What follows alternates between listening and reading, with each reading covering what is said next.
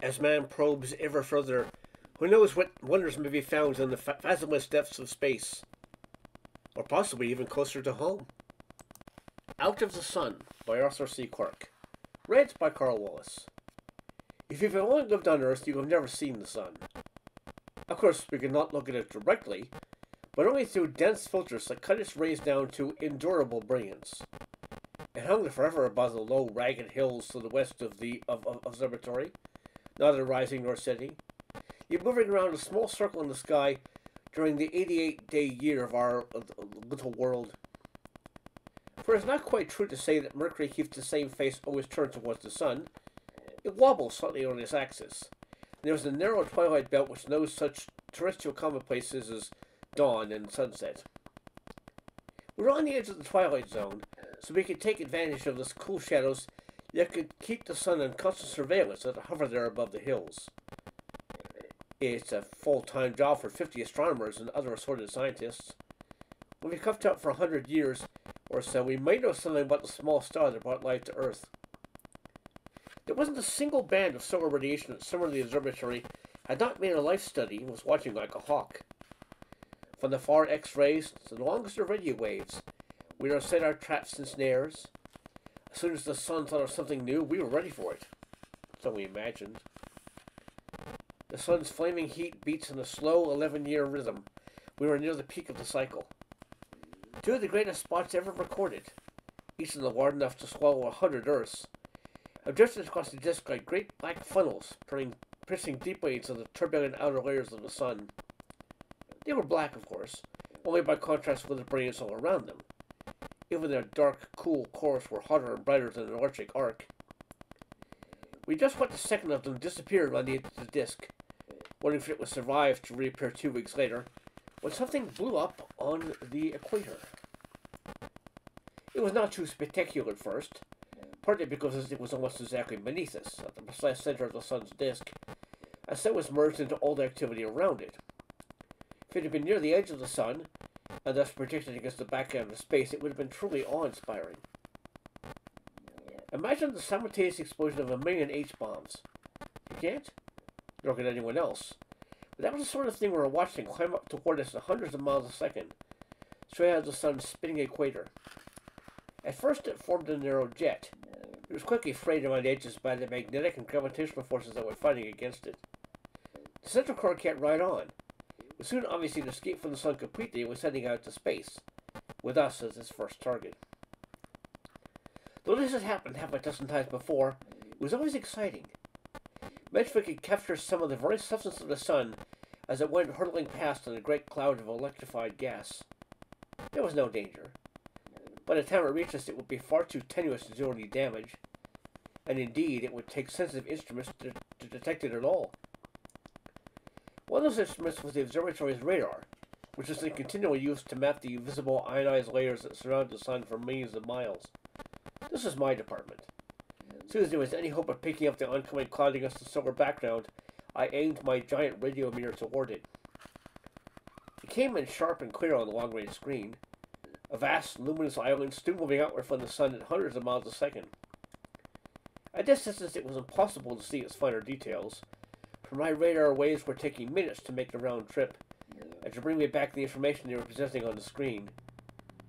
Even if its speed was not far short of 1,000,000 miles an hour, it would be almost 2 days before the escaping prominence reached the orbit of Mercury and swept past us towards the outer planets. But neither Venus nor Earth will record its passing, for they were nowhere near its line of flight. The hours drifted by. The sun settled down after the immense convulsion that had shot so many millions of tons of its substance into space, never to return. The aftermath of the eruption was now a slowly twisting and turning cloud 100 times the size of Earth. Soon it will be close enough for the short-range radar to reveal its finer structure. Despite all the years I have been in the business, it still gives me a thrill to watch that line of light paint its picture on the screen as it spins in synchronism with the narrow beam of radio waves from the transmitter. I sometimes think of myself as a blind man exploring the space around with a stick that may be 100 million miles in length. For man is truly blind to the things I study. These great clouds of ionized gas moving far out from the sun are completely invisible to the eye, even to the most sensitive of photographic plates. There are ghosts that briefly haunt the solar system during the first few hours of their existence. If they do not reflect our radar waves or disturb our magnetometers, we should never know they were there.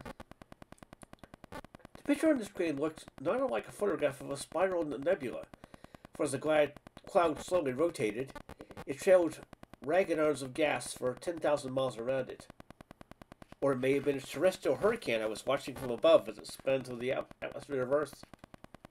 The internal structure was extremely complicated, and was changing minute by minute beneath the action of forces which we had never fully understood.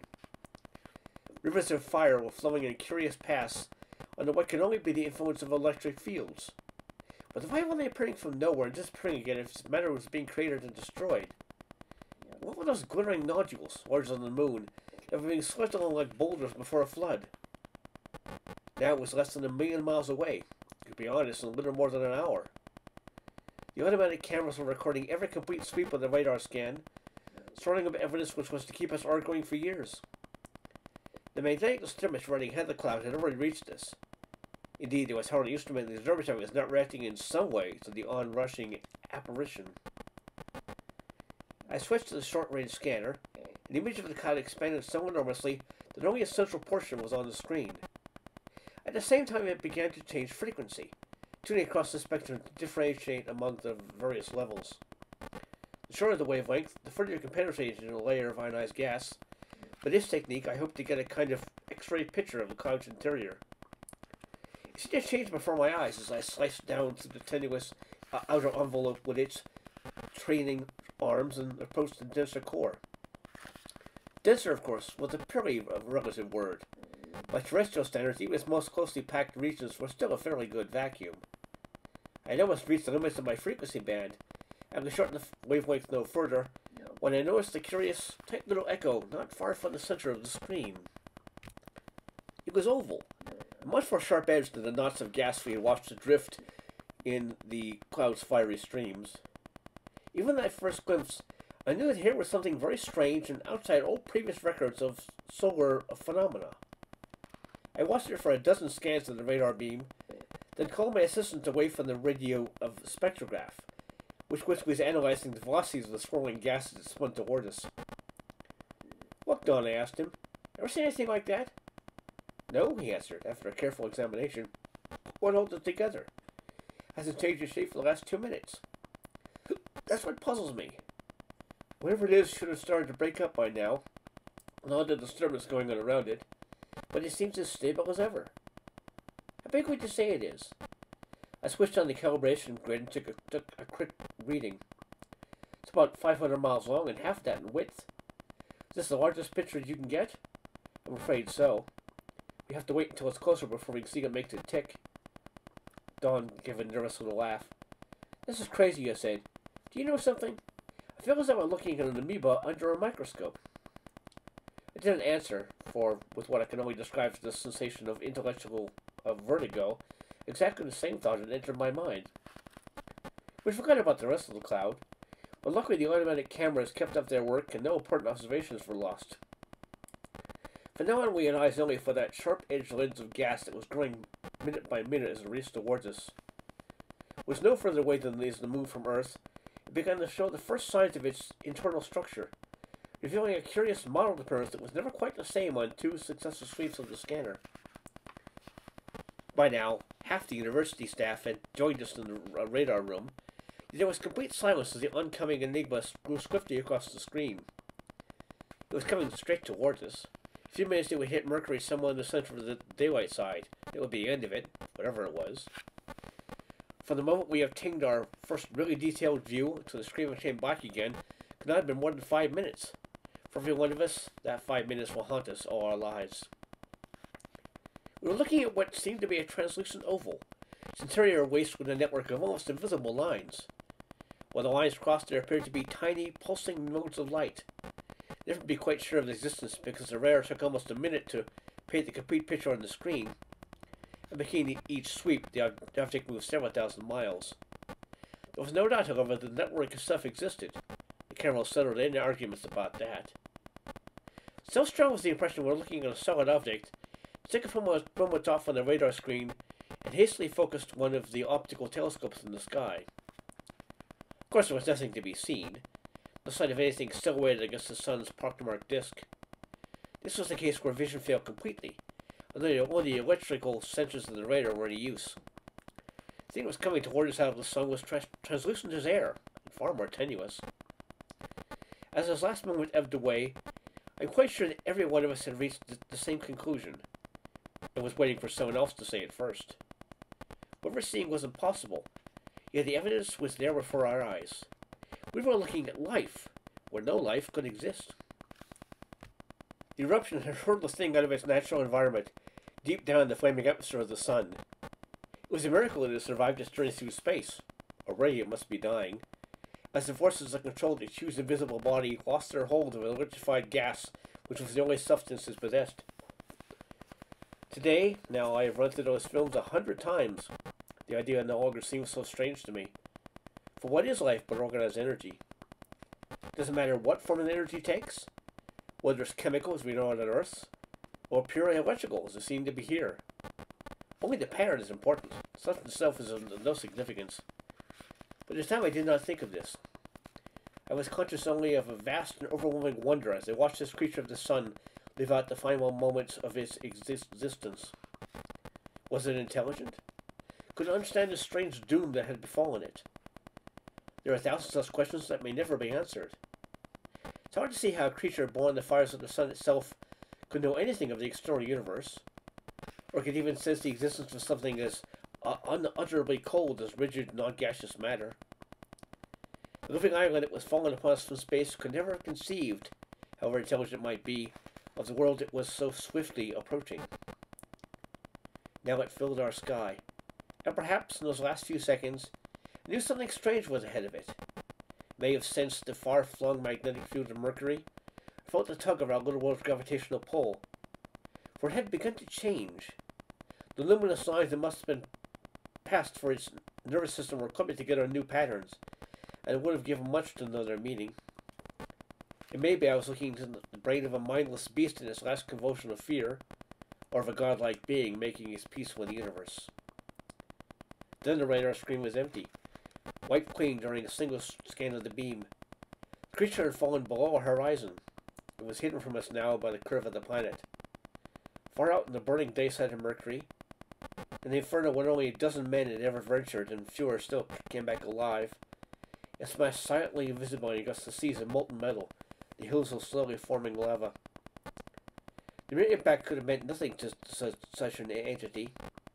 What it could not endure was its first contact with the inconceivable cold of solid matter. Yes, cold. It had descended upon the hottest spot in the solar system, where the temperature never falls below 700 degrees Fahrenheit, and sometimes approaches 1,000. And that was far, far closer to the Antarctic winter would be to a naked man.